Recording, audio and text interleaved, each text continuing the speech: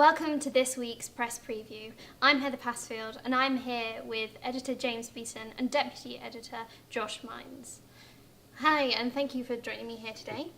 So this week, the government announced cuts to maintenance grants. What's been the overall response from both students and staff? Yeah, so this week we kind of decided we would take something that's happened nationally, which is the Conservative government's decision to replace maintenance grants with loans from September and see how it affected Exeter students. So we sent a Freedom of Information request, which is basically where the university has a certain amount of time to respond to a request that we send for information. And it came back that over 3,000 students at Exeter will currently rely on these maintenance grants in their first and second year, so these people will be affected by the changes that are coming into place in September. And we basically tried to gauge some student opinion on this. A lot of students said that perhaps they wouldn't have been able to afford to come to university had those grants being loans in the first place. And we also got responses from the sabbatical team and the Vice-Chancellor, Sir Steve Smith, who were all quite negative about the changes that are taking place. But it wasn't all completely one-sided. Mm-hmm. We also spoke to the chairman of the Conservative Association, who he said that he thought that the changes would give poor students more cash in hand. So the overall feeling was quite negative, but there were some people who seemed to think that maybe it could be a positive change. Well, in terms of that FOI, what was that again? So Freedom of Information request is basically where we send a request to the university for information, and they have a certain amount of time, I think it's about 21 days, to get back to us with that information. Yeah, and there's another story that Josh talked about. Yeah, so we sent another FOI request about, this time a bit more lightheartedly, biscuits. It was a similar request I think UCL made a few weeks ago, so we thought we'd try and see our hands, see how many biscuits Exeter would buy. It turns out we spent almost £6,000 in biscuits over the last, is it 2014-15 I think? No, it was in the whole of 2015, okay, so in the last 12 months. Yeah. It was £5,780 worth of biscuits, which is quite a lot of custard creams. Yeah, and we tried to work out how much that would be if you quantify in terms of biscuits, but it's quite hard because obviously you've got McVitie's, Chunkies, We're not sure what they've been buying. Oh my goodness, controversy at its highest level. Indeed. We investigate the important stories. Of course. So you've also done another FOI on parking charges. Yeah, so this is a slightly more serious one, which is the amount of charges, not fines, but overall charges that the university makes from parking.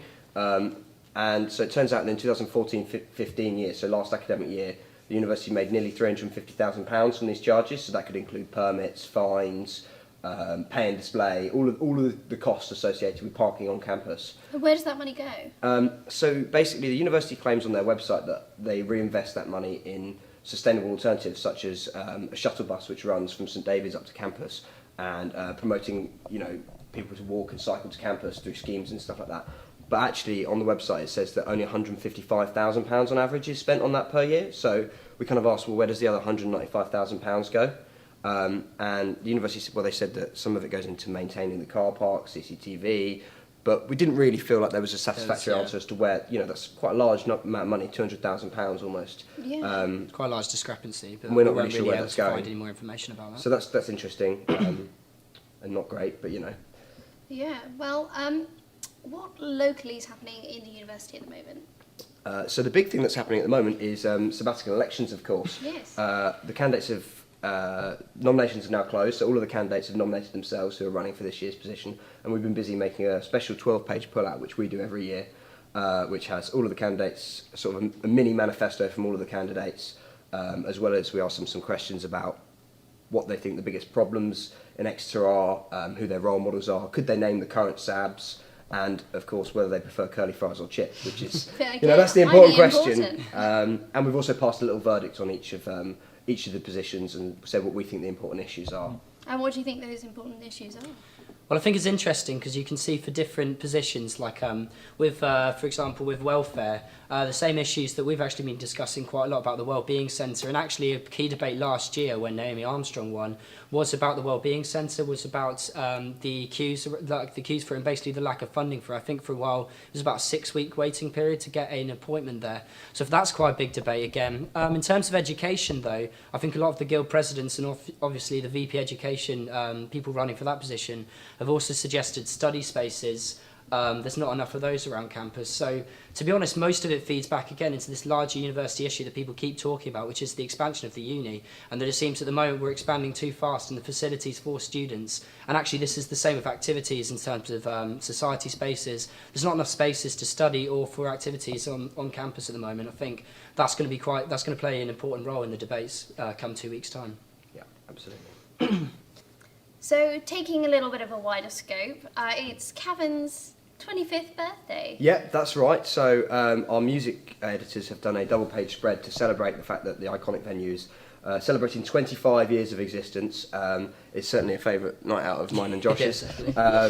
So Jim's been talking to the co-owners. Jim, our music editor, has been talking to the co-owners of the Cavern about some of their memories of setting up the venue, some of their favourite acts that they've had there down the years, and kind of what they hope to do to celebrate this, which is a remarkable achievement for a very small venue to reach 25 years of existence. And I think they've got Frank Turner coming down to play as part of their anniversary celebration, which is quite a big name. So yeah, no, it's a really, really nice piece and fantastic looking double-page spread. What are your favourite memories of Kevin? Well, I've seen quite a lot of bands there over the year. I remember this year I saw a band called Radiator Hospital, who were fantastic. And equally, I've got tickets to see Narwhals in a few weeks' time. And actually, my mate Jim's band and supporting them, Splitsville. And yeah, I saw Narwhals last year as well, and that's a fantastic gig. But I think too many to count. The thing about it is, I think Cavern's fantastic for up-and-coming bands to be able to come there and play. And just get a chance to sort of play to a more intimate audience, really. I think another thing it says in the interview as well is just the community spirit as well, and they've really built such a nice kind of tight community there around this punk scene. Yeah. So in the feature spread, there's been kind of like a very interesting article about the social stigma.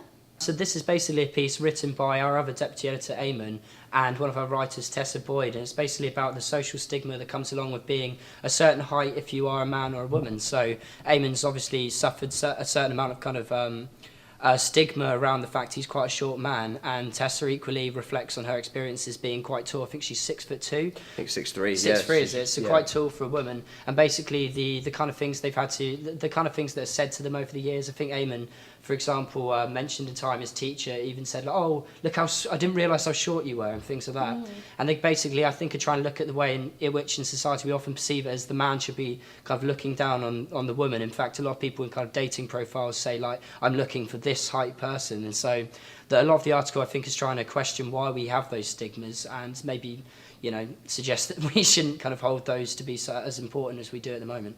I've been Heather Pasfield, here with editor James Beeson and deputy editor Josh Mines. Thank you so much for tuning in to Press Preview. Exposé is available online and around campus. Go and pick up a copy now.